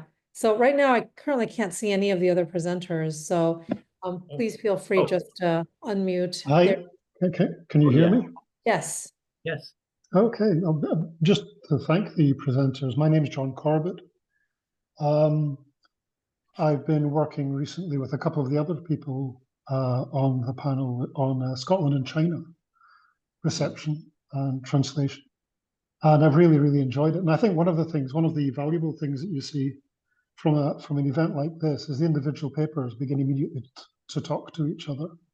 And you begin to see patterns emerging that the individual papers themselves might not have. So it's really fascinating seeing the translations of Robert Louis Stevenson emerging. In China, a very similar pattern also emerged. You had the May the 4th movement discovering Stevenson, not obviously as a Christian missionary surrogate, but also as a literacy champion. So people were reading Stevenson to learn Chinese and to learn new Chinese orthography. So that whole kind of part of the Stevenson motivation is through literacy and through the desire to educate, and also desire to educate in new ideas.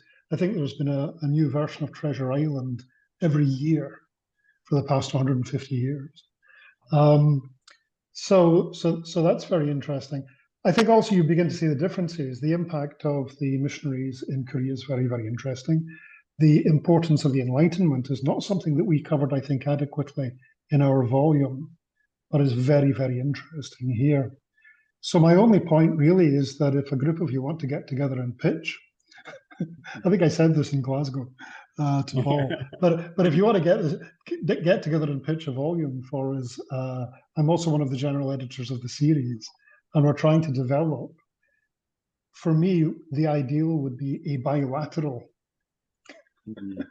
view where you're looking at the impact of Korea in Scotland, but also the impact of Scotland in Korea. And there are obviously areas that we haven't even begun to touch on. The last thing that I would say, well, two things. One is A.J. Cronin was massively popular everywhere, even in Scotland once. His star faded, but one of the nice things about Boslet, one of the nice things about translation studies is you begin to see the landscape changes, and you begin to see how massively important A.J. Cronin is. And I know it through my kind of parents' generation, the fact that there were television dramatizations even when I was a child. He was really, really, really popular, both for his ideas and his storytelling. He was a great popular novelist who simply faded. The other thing is I was interested in the point made earlier about Dr. Jekyll and Mr. Hyde and Korean folk tales. One of the things that came out of the Arthur Conan Doyle chapter in our book is the impact of Sherlock Holmes on pre-existing Chinese detective stories. Previously, they were supernatural. They involved torture, magic. But Sherlock Holmes came, and the magistrate tales, the judge details, turned into Sherlock Holmes stories. So I'm just wondering whether transformation tales in Korea became more scientific and less fantastic after Jekyll and Hyde. So that'd be worth pursuing. But I really, really enjoyed it, and I will post a link brazenly to our book in the hope that it might act as inspiration and a model for yours. You'll be happy to know that in the Yonsei Library, this is, even though Korea was under Japanese colonial rule in 1941, they were reading it in English, and 2020. So the star has not faded so much in Korea. This is a new translation, reprinted in 2020. Yeah. Wow. And there was a whole shelf of these. We just picked the sort of first and the last, but they're there. Yeah. You know, the Citadel was very, very important. I taught for a while in Russia, and Cronin, A.J. Cronin was massively important in Russia as well. Yes. So yeah. No, it's been really great fun listening to you. So thank you. Thank you. Thank you. We are out of time, but if we have another question, I think we can take one more question. If anybody's willing to, has any questions. There was some chance.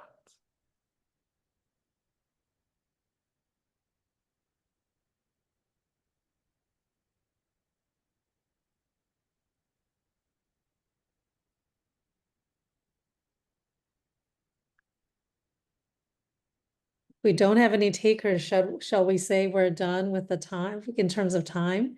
Well, thank you so much. Another round of applause for Paul and John, and for all the participants in this seminar today. Thank you for joining us. And this was a great discussion, and I think just the beginning of many more possible conversations. Thank you. Thank you very much. Thank you. Thanks, everyone. Thank you. Thank you very much, everyone. Thank you. Great. Excellent. I don't know what I'm doing here with that.